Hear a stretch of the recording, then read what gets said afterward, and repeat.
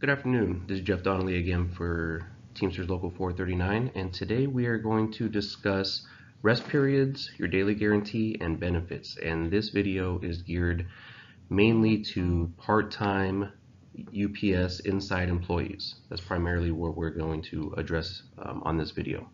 So let's get started. So rest periods for part-time employees in California, per the state law, you should receive a rest period if you have a 3.5-hour daily guarantee. Now, state law says 10 minutes for a 3.5-hour guarantee, but our collective bargaining agreement says 15-minute rest period. And to be clear, this is paid time. There is a case out of another local that is being heard where they are disputing the daily guarantee versus actual hours worked. The company is taking the stance that if you work 3.5 hours, you deserve a rest period. Our stance is you deserve a rest period regardless because you have a 3.5-hour guarantee, and that's what the state law mandates. Further, if the employer does not offer you a rest period, they have to pay you a 1-hour straight time penalty per California state law. And the way you get this is through the grievance procedure. So if you were to not receive a rest period, you tell your supervisor, and then if they say no, we're not issuing breaks, you file a grievance on it, and we can get into that. So what do you do during your break? First of all, don't work. When I go to several buildings, I do see part-time employees working during their break. That break is negotiated on your behalf to allow you to rest to continue working. If you end up working during your break, you're basically doing yourself a disservice because you're probably costing yourself 15 minutes of time on the back end of your day. Secondly, a part-time employee that makes, let's use the wage, $16 an hour, and if you forfeit your break each day, you'll be giving back almost $1,000 a year to the company. Now, that may not seem a lot to you over a year span, or maybe it does, but if you have 100 people on a shift and the company is able to eliminate those breaks every day, that's 1,000 times 100, that's $100,000 on one shift that they're saving and they're putting back in their pocket. So whatever you decide to do on your break, either grab a snack, get some water, talk with your coworkers, just enjoy the 15 minutes and then get back to work when break's over. So kind of touching on the first slide, what do you do if the supervisor does not offer you a rest period? So prior to punch out, notify your supervisor that you didn't receive a break and that you plan to take one. If they end up telling you to punch out and they're not going to issue you a break, that's fine, work is directed, but then file a grievance that you weren't issued a break, and you'll be entitled to a 1-hour straight time penalty per California state law.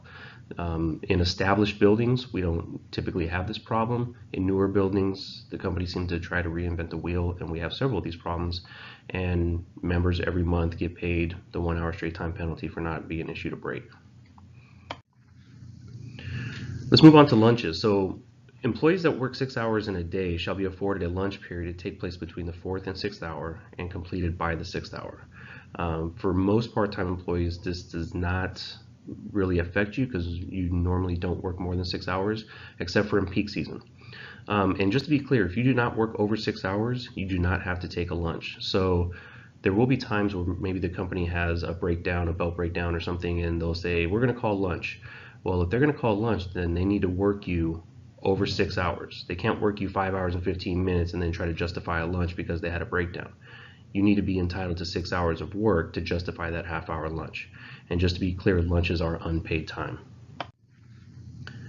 So at UPS, what is your daily guarantee? So all part-time inside employees in Local 439 have a 3.5-hour daily guarantee. If your supervisor attempts to send you home prior, notify them that you want your daily guarantee. So if it's at 3 hours and 15 minutes and they say go ahead and take off, say, hey, I want my guarantee, 3.5 hours. And they need to justify work for you, find some work for you to get your 3.5-hour guarantee. If they say, hey, we don't have anything, then you say, fine, if you're going to send me home, I still want to be paid for 3.5. They need to pay you for 3.5 regardless. And not receiving your daily guarantee can negatively affect your benefits, and we'll get into that next. So your health benefits. So all part-time employees need 60 hours per month to qualify for benefits the following month. So if you get 60 hours in April, that means you qualify for benefits in May, and so on. With roughly 20 working days per month and a 3.5-hour guarantee, you can miss work, meaning unpaid, about 3 days per month and still get your benefits covered. Okay. Remember, part-time employees in their first year, you don't get any sick days or paid holidays or anything. So if you are being sent home, you're not going to get paid for time, which means that's going to affect your hours needed for benefits. All paid vacation days, paid sick days, paid holidays, paid option days, and etc. will be counted as hours worked towards the hours needed for your benefit. So if you got paid 4 hours last week for Memorial Day, those hours count towards your benefits for May to be applicable in June. And just as a side note, the company pays $1,930 per month on your behalf for your benefits. You do have a really good benefit package. I highly recommend you use it if you haven't started using it, but you definitely want to get the hours needed each month so that you have those benefits. And finally, what's the point of this presentation? It's kind of all-inclusive, right? So taking your breaks and working your entire 3.5-hour guarantee will allow you to earn your benefits each month. If you want your benefits each month, do not allow management to send you home prior to your guarantee. Tell them you want your guarantee. They have to give it to you. They can't just say, no, we're not going to pay it. If you do, file a grievance, and if your hours are short, the company will have to make the contributions through the grievance procedure to reactivate your benefits.